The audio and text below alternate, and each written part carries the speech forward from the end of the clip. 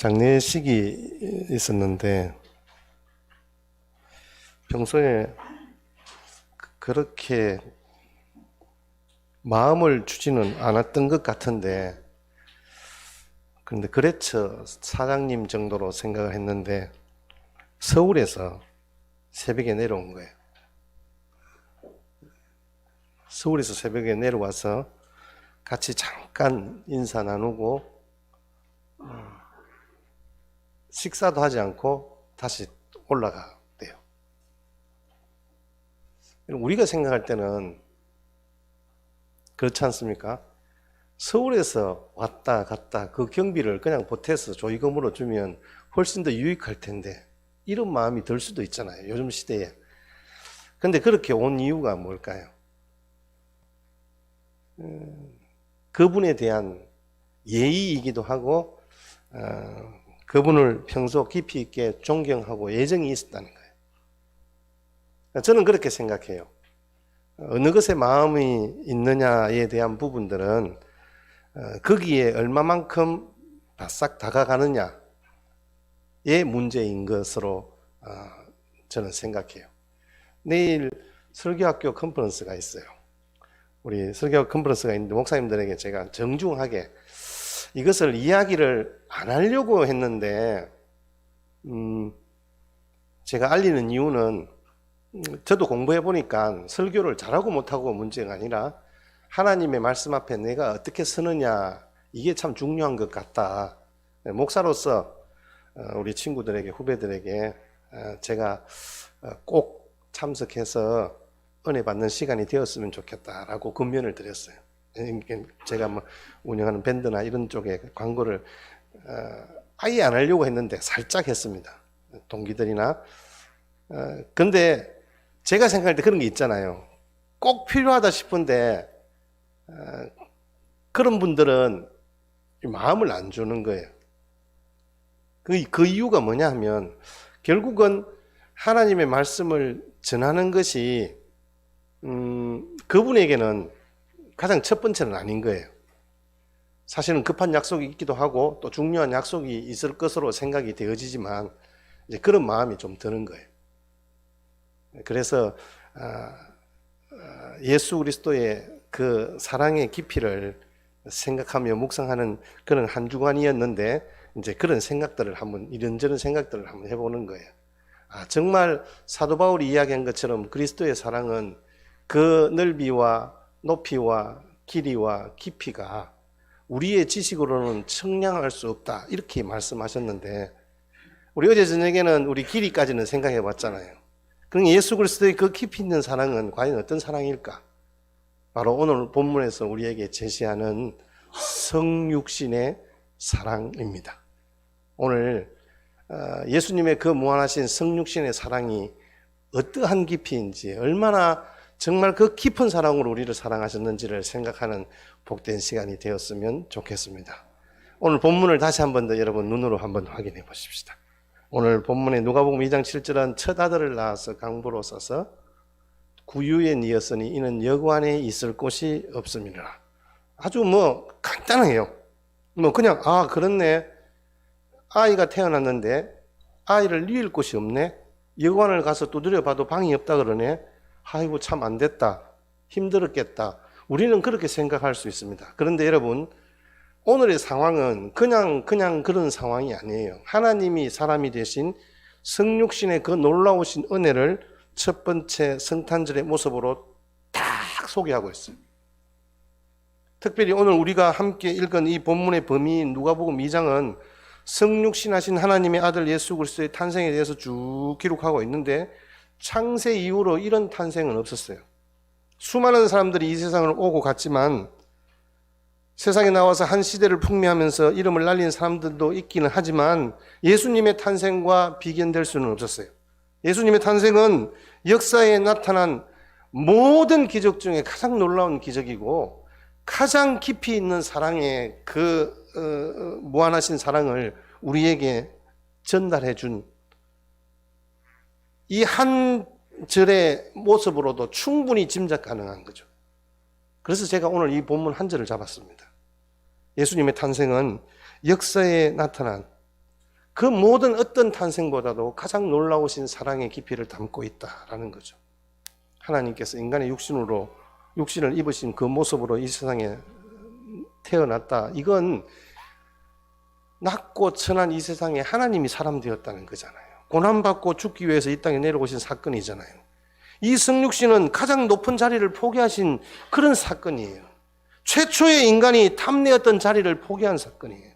세상 권세 잡은 사단이 그토록 차지하고 싶어하는 그 자리를 당신이 손수 버리시고 이 땅에 내려오신 사건이에요. 제가 일전에도 말씀을 드렸습니다.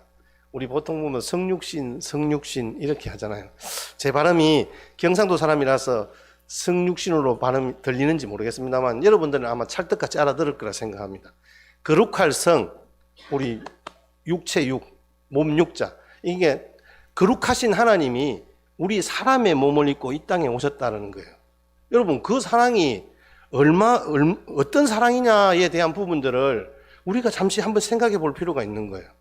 하나님이 사람의 모습으로 이 땅에 오셨다? 하나님이 인간의 모습으로 이 세상에 오신 것은 우리에 대한 관심과 사랑이 어떠한 것을 보여주는 거잖아요. 제가 서두에 말씀드린 것처럼 서울에서 그냥 자기 지인의 장례식장에 새벽같이 내려와서 같이 잠시 30분 있다가 다시 또 올라가는 거예요. 4시간, 5시간을 왔다가 다시 4시간, 5시간 올라가는. 그건 거기에 관심과 마음이 있는 거예요. 하나님께서 하나님 자신을 우리에게 보여주시기를 원하셔서 내가 너희들을 얼마나 사랑하는지 너희들이 한번 봤으면 좋겠다. 그래서 하나님이 우리 사람이 되신 거예요. 우리가 하나님에 대해서 알 수 있는 방법은 없습니다. 아니, 없었어요. 사람이 하나님을 이해하려는 것은 마치 동물이 우리를 이해하려는 것과 같다라고 비유할 수 있습니다. 우리 인간의 능력은 하나님을 이해하기는 부족합니다. 마치 우리 바깥의 개미가 우리를 이해하려고 하는 것과 비교될 수 있는 일입니다. 다행히도 하나님께서는 우리에게 자신을 알려주고 이해시켜 주시기로 결정하셨습니다. 그래서 하나님은 우리와 친밀히 교제 나누기를 원하셨던 거예요. 바싹 다가와서 우리가 어떠한 사람인지 알고 우리의 친구 되어주시려는 방법을 선택하셨습니다. 그 첫째가 바로 자연을 통해서 알려주시는 것입니다. 여러분, 우리가 세상을 돌아보면 그 가운데서 하나님을 발견할 수 있습니다. 우주를 생각하면 하나님을 발견할 수 있습니다. 인체의 오묘함을 안다면 우리는 하나님을 발견하게 됩니다. 하나님이 창조하신 이 모든 피조물의 하나하나를 통해서 우리가 하나님의 살아계심을 발견할 수 있지 않습니까? 근데 정말 하나님에 대해서 우리가 꼭 알아야 하는 중요한 부분은 자연을 통해서만 알 수는 없는 거예요. 자연을 통해서 하나님을 아는 것은 제한적이고 부족할 수밖에 없어요. 그러면 하나님께서 두 번째 방법을 생각해 내신 거죠. 하나님이 사람의 몸으로 이 땅에 오시는 방법입니다. 2021년 전 하나님께서 인간의 모습으로 이 세상에 오셨습니다. 그래서 우리는 그분을 보다 많이 정확하게 알 수 있게 된 거예요. 여러분, 만약 내가 지나가는 개미와 대화를 하기 원한다면 가장 좋은 방법은요, 내가 개미가 되는 거예요. 그래서 하나님께 사람과 대화를 하기 원하셨고 사람의 몸으로 오셨어요. 그분의 이름이 예수입니다. 하나님이 사람의 모습으로 이 세상에 오신 분이 바로 예수님이십니다. 예수님께서 이 땅에 오셔서 사람이 되셨습니다. 그분의 이름이 예수입니다. 우리가 예수님을 보면 그래서 하나님이 어떤 분인지 알 수가 있는 거예요. 골로새서 1장 15절 말씀에 예수님은 보이지 아니하시는 하나님의 형상이다, 이렇게 이야기합니다. 보이지 아니하시는 하나님의 형상이에요, 예수님이. 요한복음 14장 9절 말씀에는 내가 곧 길이요 진리요 생명이니 나로 말미암지 않고는 아버지께로 올 자가 없다. 여러분, 아버지께 나아갈 수 있는 길은 예수님밖에 없다는 거예요. 요한복음 10장 9절 말씀에는 내가 문이니 누구든지 나로 말미암아 구원을 받고 또는 들어가며 나오며 꼴을 얻으리라. 여러분, 예수님이라는 문을 열고 들어가면 구원을 받습니다. 그 예수님의 문을 열고 들어가면 거기에서 풍성한 생명의 꼴을 얻을 수 있다라고 우리에게 약속하고 있는 거예요. 죄로 말미암아 멸망케 된 이 인류를 구원하시고자 이 땅에 오신 하나님의 사랑, 곧 예수 그리스도의 나심에 관한 말씀을 읽으면서 우리는 스스로에게 다음과 같이 묻습니다. 우리에게 하나님을 나타내 보여주시기 위해서 예수님이 이 땅에 오셨다면 우리가 이 그리스도의 사랑에 대해서 배울 수 있는 것은, 아니 알 수 있는 것은 과연 무엇인가? 예수님은 어떤 사랑으로 우리에게 오셨는가? 그 한없으신 그리스도의 사랑은 어떤 사랑일까? 저는 이 사랑을 가까이 다가오신 사랑이라고 이름을 붙여봅니다. 예수님의 사랑은 우리 가까이 다가오신 사랑이에요. 본문 누가복음 2장 7절 말씀에 첫 아들을 낳아 강보로 싸서 구유에 뉘었으니 이는 여관에 있을 곳이 없음이더라 그랬잖아요. 여러분, 그렇게 우리에게 멀리 있는 하늘의 하나님이 아니라 한 어린 여인의 몸을 빌어서 아기로 이 땅에 오신, 우리와 가장 친근하게 다가오신 주님이신 거예요. 여러분, 가까이 다가오는 것이 진짜 사랑입니다. 힌두교나 이슬람교나 불교 등 대부분의 종교들 가운데서 확인할 수 있는 한 가지 공통점이 있어요. 바로 인간이 신에게 접근할 때 가장 먼저 느끼는 감정이 두려움입니다. 여러분, 우리 하나님을 전혀 알지 못했던 불교 신자들, 우리나라에 많이 있잖아요. 그분들에게 대부분 물어보면 교회 오면 겁난대요. 성경을 읽으면 심판하시고 벌 주시고 막 뭐라 하시는 하나님이 느껴진대요. 여러분, 그게 바로 신에 대한 두려움입니다. 유대인들은 어땠습니까? 경외심 때문에 함부로 여호와라는 이름도 부르지 못했어요. 그래서 성경을 적을 때도 거기에 점만 찍었어요. 그러면서 아도나이 이렇게 불렀어요. 언약궤를 잘못 만지면 누구든지 죽임 당한다. 지성소에 함부로 들어가면 살아나지 못한다. 이런 이야기를 듣고 배운 거예요. 모세가 시내산에 올라갔을 때에도 백성들은 먼 발치에서 하나님의 현현을 볼 수밖에 없었던 거예요. 죄인은 하나님의 임재로 충만한 그 지성소에는 감히 들어갈 수 없었고 하나님을 만날 수 없었습니다. 대제사장도 1년에 한 번만 깨끗한 속죄제를 드리고 난 다음에야 들어갈 수 있는 기회가 주어졌습니다. 다윗 시대의 우사라는 사람은 하나님의 임재를 상징하는 언약궤가 넘어지려고 하자 거기에 손을 대었을 때 적사하고 말았습니다. 구약 시대를 보면 하나님은 아무나 만나주는 신이 아니라는 뉘앙스가 풍겨집니다. 하나님이 임재하고 계시는 그 지성소에 결코 들어갈 수 없었던 사람들, 하나님의 이름을 입 밖에 내거나 발음하기를 두려워하던 그 사람들 가운데로 하나님은 말 구유에 뉘이신 아기라는 놀라운 모습으로 우리에게 가까이 다가오신 거예요.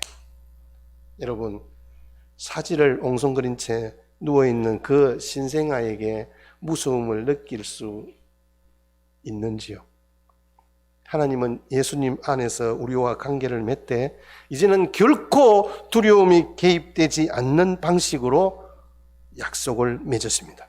신적 존재에 대해 감히 다가가지 못하고 두려워 떨고 있는 우리 인간들에게 하나님께서 친히 인간의 모습으로, 아니 어린 아기의 모습으로 가까이 다가오신 것입니다. 우리에게 가장 가까이 다가오신 그 그리스도의 사랑 때문에 우리는 이 땅을 살아내는 것도 두렵지 않은 거예요. 그래서 두렵지 않은 거예요. 우리에게 그렇게 친근히 다가오신 그 주님 때문에 우리는 지금 현재 우리의 상황이 두렵지 않은 거예요.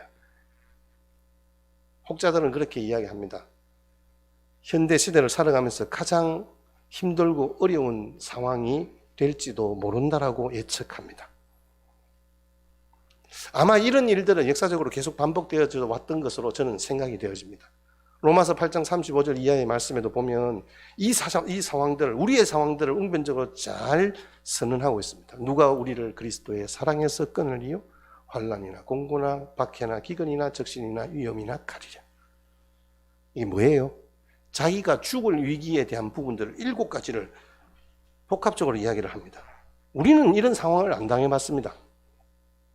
그러나 비유적으로 보면 우리도 이런 상황을 당하고 있다라고 감히 말씀드릴 수 있습니다. 우리는 이런 극한적인 상황을 잘 모르긴 합니다. 그럼에도 불구하고 사도 바울이 지금 선언하고 있는 극한적인 상황에 놓여도 절대로 우리를 이길 자가 없다. 우리가 종일 죽임을 당하게 되는 무서운 상황, 도살할 양같이 여김을 받는 그런 참혹한 자리에 끌려가더라도 우리를 사랑하시는 이로 말미암아 그 예수님의 사랑의 힘 때문에 넉넉히 이긴다는 것입니다. 여러분, 이러한 그리스도의 사랑을 깨닫는 은혜가 있으시기를 축복합니다. 그 사랑의 힘에 우리가 붙들리게만 하면 우리를 꺾을 자가 없습니다. 우리를 붙드는 그 사랑은요, 가까이 다가오신, 가장 친밀하게 우리와 친구 되어지고 싶어 하시는 예수님의 사랑인 거예요. 에드워드 페이슨이라는 미국 목사님의 글을 하나 읽어드립니다.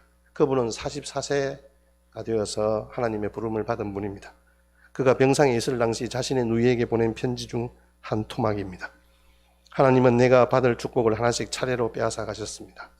그러나 모든 것이 다 사라지고 없어졌을 때 나를 사랑하시는 주님이 오셔서 대신 그 자리를 채우셨습니다. 비록 지금 나는 불구가 되어 움직일 수 없는 사람이지만 내 생에 있어서 그 어느 때보다도 더 행복합니다.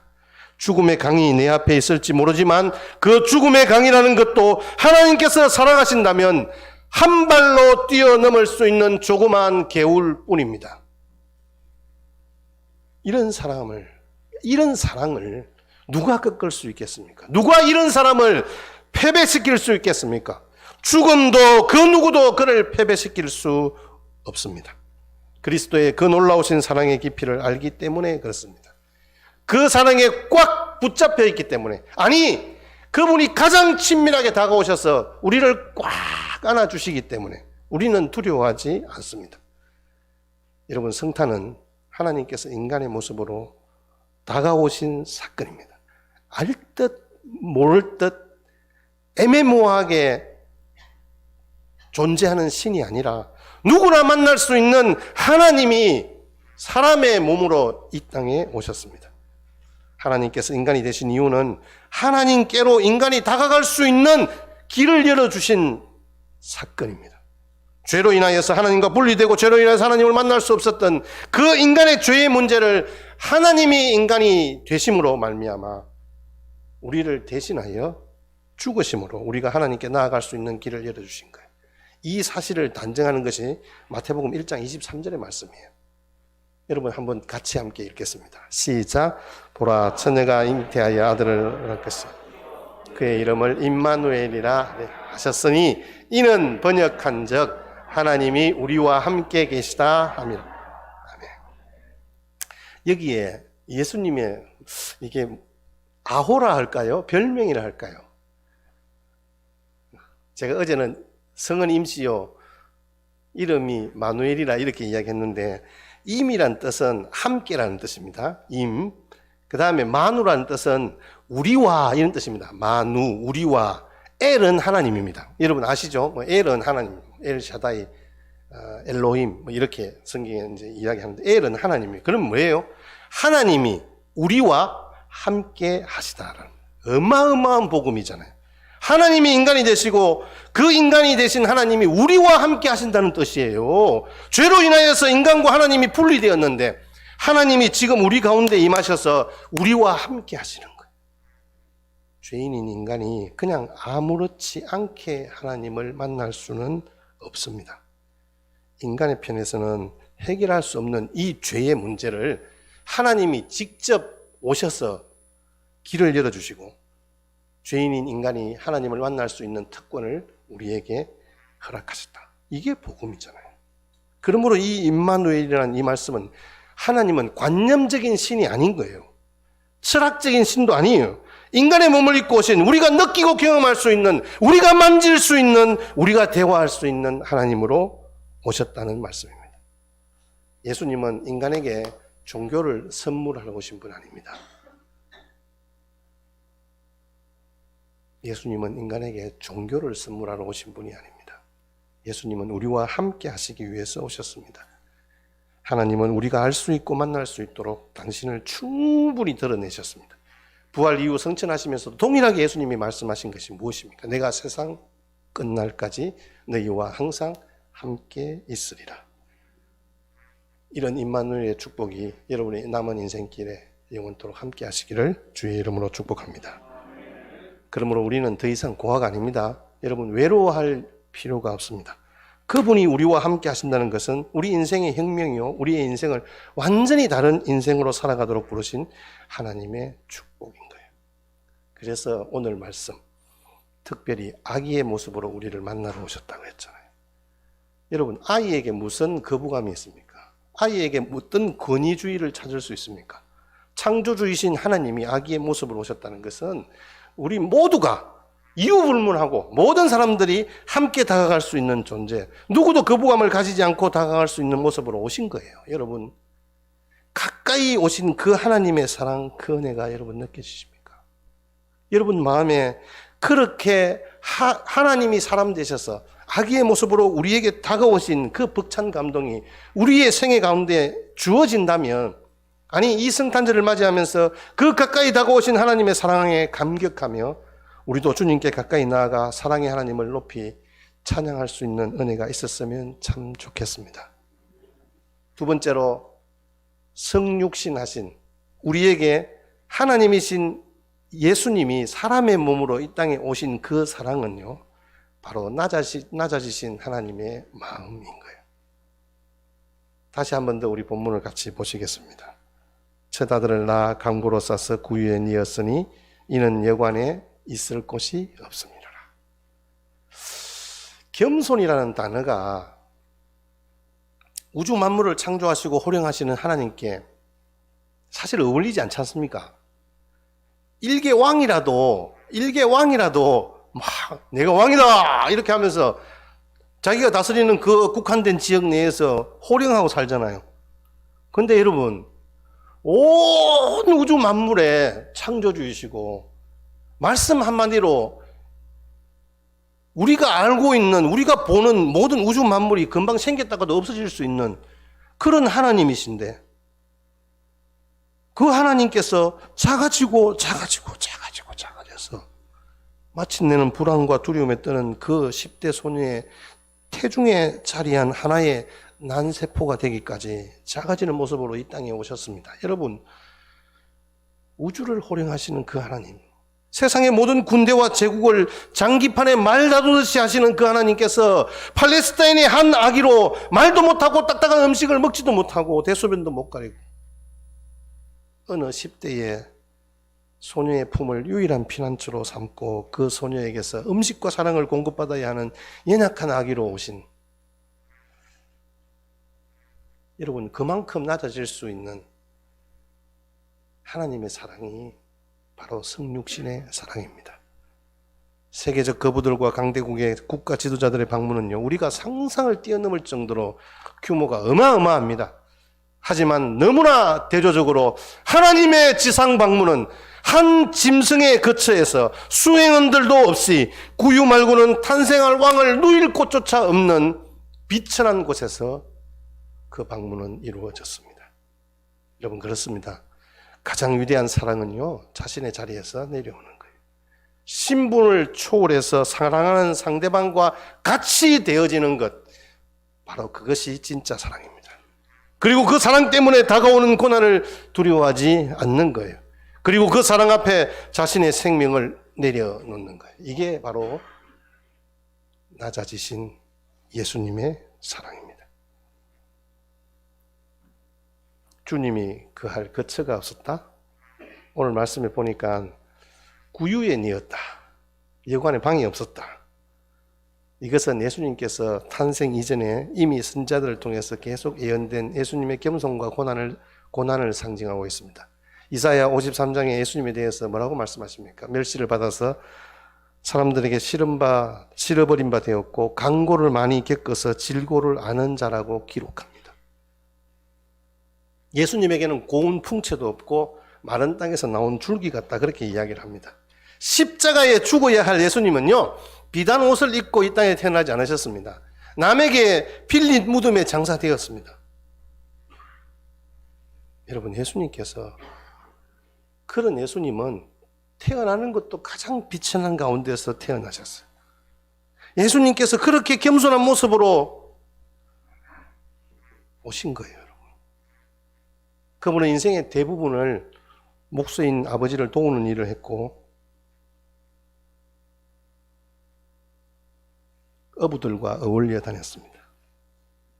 제자들은 초라한 어부들이었습니다. 하지만 그러한 사람들의 친구가 되었습니다. 공생의 사역을 하시는 동안에는 마땅한 쉴만한 곳도 없었죠.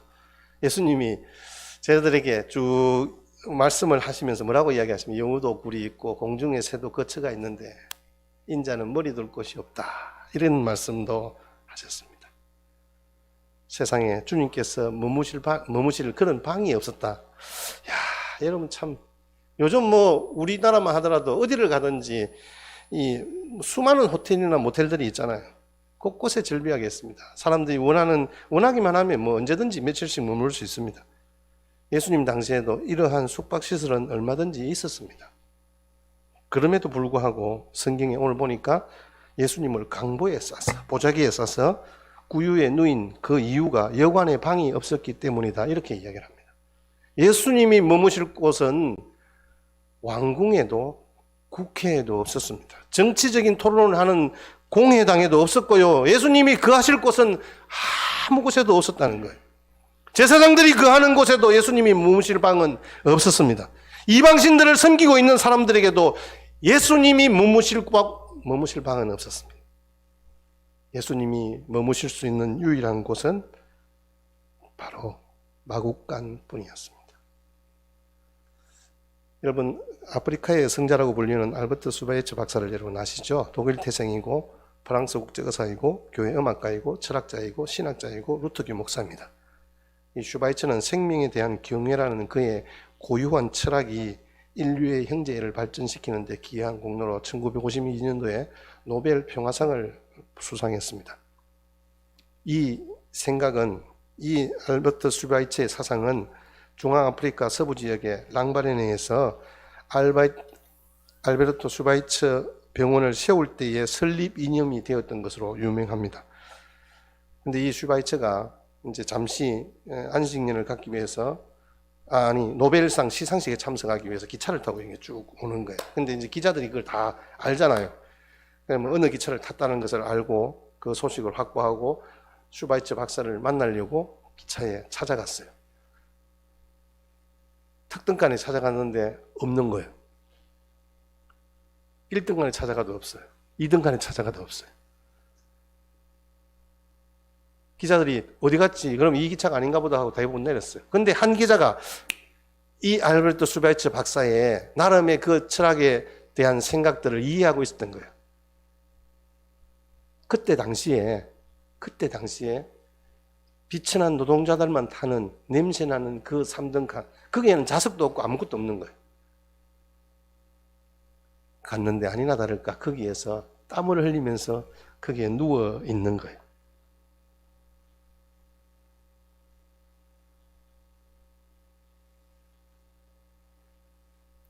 이 기자가 선생님 어떻게 3등칸에 타셨습니까? 예, 이 기차는 4등칸이 없더라고요. 그래서 3등칸에 탔습니다. 이렇게 이마에 땀을 닦으면서 그렇게 슈바이처 박사가 마지막에 말을 하는 거예요. 저는 편안한 곳을 찾아다니는 게 아니라 저의 도움이 필요한 것을 찾아다닙니다.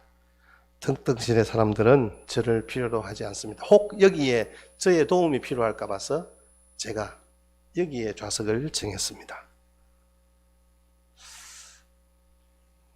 여러분,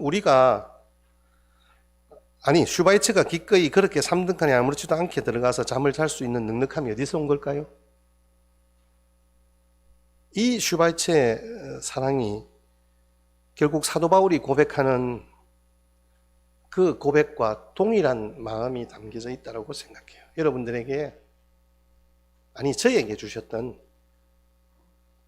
그 성육신의 사랑이 바로 이 고백에 담겨져 있습니다.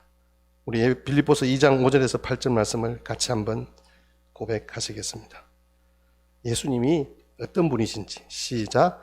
너희 안에 이 마음을 품으라. 곧 그리스도 예수의 마음이니 그는 근본 하나님의 본체시나 하나님과 동등됨을 취할 것으로 여기지 아니하시고 오히려 자기를 비워 종의 형체를 가져 사람들과 같이 되었고 사람의 모양으로 나타나사 자기를 낮추시고 죽기까지 복종하셨으니 곧 십자가에 죽으심이라. 아멘. 자기를 부정하고 스스로 낮아지는 마음이에요. 예수님은 자기를 부정하신 분이란 말이에요. 자기 부정. 하나님인데 내가 하나님 같이 여김을 받지 않겠다, 이렇게 선언하시는 거예요. 근데 여러분 잘 보시면 자기 부정 이러면 자기 자신을 무시하고 아무것도 아니라고 비하하며 고백하는 거, 여러분 그게 아닙니다. 자기 비하가 아닙니다. 존귀하신 예수님 앞에서 자신을 덜 중요하게 여기겠다는 사도 바울의 마음인 거예요. 자기에게는 지금 더 중요한 예수님이 계시기 때문에 자기의 상황이 어떠한 것이 아무 문제가 되지 않는 거예요. 자기는 랍비고 바리새인이고 가말리엘 문화에서 최고의 석학으로 경력이 있지만 그런 존경받는 랍비의 삶을 사는 것이 아니라 복음을 전하고 감옥에 갇히고 죽을 위기를 수없이 경험하지만, 그러나 나는 예수님 같이 예수님 앞에서 자신을 덜 중요하게 여기는 그런 자기 부정의 삶을 살겠다는 고백인 거죠. 여러분, 예수님의 마음을 품으면 낮아지고 겸손합니다. 여기에 기독교의 신비가 있습니다. 하나님이 인간이 되셨다는 바로 그 사랑 앞에서 어떻게 하나님이 인간이 되겠습니까? 그것은 하늘의 영광을 버리시고 이 땅에 오심, 낮아지시는 사랑이 있잖아요. 그 성육신의 사건에 대해서 사도 바울이 오히려 자기를 비워 종의 형체를 가져 사람들과 같이 되었다라고 고백하는 거예요. 말씀이 육신이 되어서 우리 가운데 오신 예수님은 마태복음 11장 29절 말씀에서 나는 마음이 온유하고 겸손하니 나의 멍에를 메고 내게 배우라. 그러면 우리가 겸손하게 될 것이다. 여러분, 근본적으로 우리는 죄성이 있기 때문에 우리 자체가 겸손할 수는 없어요. 그러나 주님이 우리 마음에 쉼을 주시겠다는 거죠. 우리는 계속해서 성령 하나님의 감동과 역사하심으로 더 낮아지고 예수님 때문에 제가 이렇게 삽니다, 복음이 전부입니다, 이렇게 고백할 수 있는 거예요. 그 그리스도의 사랑을 알면 알수록 중요한 것을 쟁취할 수 있어요. 그게 뭐냐 하면요, 기뻐하는 마음이에요. 예수님의 마음을 품으면 기뻐할 수 있는 거예요. 사도 바울이 이런 고난과 어려움 속에서 감옥에 갇힌 상황에서도 너희 안에 이 마음을 품으라 라고 이야기하시면서 하나님의 뜻을 이야기합니다. 항상 기뻐하는 것, 그것이 바로 하나님의 뜻이라는 거예요. 연약한 우리가 힘든 세상을 살아가면서 어떻게 항상 기뻐할 수 있겠습니까? 예수님의 마음을 품으면 가능합니다. 그래서 예수님의 마음을 품은 사람은 언제 어디서나 어떤 일을 당하든지 기뻐합니다. 여러분, 오늘 우리의 당한 상황들, 힘겨운 이 세상 가운데서 예수님의 마음을 품고 기뻐하며 산다는 것이 바로 하나님의 큰 은혜를 받은 증거입니다. 어제 저녁에 애결산위원회를 했는데 어떤 권사님이 그런 말씀을 하시더라고요. 이러한 어려운 시국에 우리가 이렇게 밥비를 먹지 않고 살아갈 수 있는 것이 얼마나 감사한지 몰라요. 정말 감사해요. 거기에 있는 모든 분들이 다 고개를 끄덕이는 거예요. 저는 그게 바로 우리 교회의 신앙 고백이라 생각해요. 그 말이 나온 이유가 뭐냐 하면, 애결산을 보면서 다른 교회는 11조가 감사한금에 보통 한 5배 정도 되거든요. 근데 우리 교회는 3분의 1인 거예요. 3분의 1. 11조의 3분의 1이 감사한금인 거예요. 이 말은 무슨 말이에요? 어렵지만 우리의 상황 가운데서 감사의 제목을, 감사의 신앙 고백을 한다는 거잖아요. 주님께 사랑받고 있다는 사실이 이렇게 우리를 기분 좋게 만드는 거예요. 생각만 해도 신이 나게 만드는 거예요. 젠이라는 영국의 어느 학장이 한 말을 기억합니다. 하나님의 자녀에게 있어서 기쁨은 하나의 깃발과 같다라고 말씀합니다. 영국의 윈저성에 가면 그 성에 여왕이 머물고 있을 경우에 깃발이 휘날립니다. 우리가 전쟁터에서 영화를 볼 때 대장군이 타고 있는 그 배나 그 성에는 그 대장군의 깃발이 꽂혀 있습니다. 그러면서 여왕이 저기에 있는구나, 저기에 계시는구나, 마찬가지로 기쁨이라는 것은 내 마음에 나를 사랑하시는 예수님을 나타내는 것, 예수님이 나와 함께 하시는 것, 아니 예수님이 내 마음에 계신다는 것을 나타내는 깃발과 같다는 것이에요. 여러분들이 기뻐하며 살아가는 그 모습은요, 여러분들이 예수님이라는 깃발을 나부끼는 것과 같습니다. 여러분, 우리의 마음속에 하나님의 아들 예수님이 살아계시는구나. 우리나라 선교 초창기에 성도들이 예수님을 모시고 나서 얼마나 기뻐했는지, 하나님의 사랑을 받고 얼마나 행복했는지 불신자들의 입에서 그런 말이 나온 거예요. 불교 신자들은 초상집에 사는 사람들 같고 유교 신자들은 제사집에 사는 사람들 같지만 예수 믿는 사람은 날마다 잔치집에 사는 사람들 같구나. 여러분, 이렇게 사람들의 입에서 잔치집에서 사는 사람들 같다는 말이 회자되는 이유가 어디에 있을까? 우리 마음속에 나를 사랑하시고 나를 위하여 자기 몸을 버리신 그 예수님을 모시고 사는 기쁨이 있기 때문이 아닐까요? 그 주님의 사랑에 우리가 깊이 젖어들고 이 기쁨을 소유한 자로 살아가는 복된 한가족 교회가 되었으면 좋겠습니다. 일찍이 칼바라트가 교회를 향해서 제2의 성육신이다 이렇게 얘기했습니다. 신학자가 칼바라트라면 막 우리가 어려운 신학자의 그 말을 보면 진짜 복잡합니다. 어려워요. 근데 그분이 교회를 향하여서 제2의 성육신이다 이렇게 이야기를 했어요. 무슨 의미일까요? 예수님께서 나를 본 자는 아버지를 보았다라고 말씀하신 것처럼 우리 교회와 성도도 우리를 보는 자들은 아버지를 볼 수 있다는 거잖아요. 우리를 보는 자들은 우리를 통해서 예수 그리스도를 발견할 수 있다는 거잖아요. 우리 심각하고 정직하게 한번 생각해 보십시다. 오늘 우리 그리스도인들이, 우리 교회가 이 땅에 오신 주님의 모습을 세상이 볼 수 있도록 과연 존재하고 있는지, 임마누엘의 기쁨이 저와 여러분들의 삶 가운데 표현되고 있는지, 우리에게 아버지를 보이소서라고 목마르게 외치고 있는 이 세상에 우리 그리스도인들이, 우리 교회가 성육신의 삶으로 주님의 참 모습을 보이며 살아갈 때 하나님 나라가 부흥되고 주님의 다시 오심을 준비하는 거룩한 신부로 이 땅 가운데 멋있게, 아름답게, 의미 있게 준비되어지는 인생의 날들 될 줄 믿습니다. 한 주간도 승리하시기를, 의미 있는 성탄절을 준비하는 귀한 시간 되시기를 주의 이름으로 축복합니다.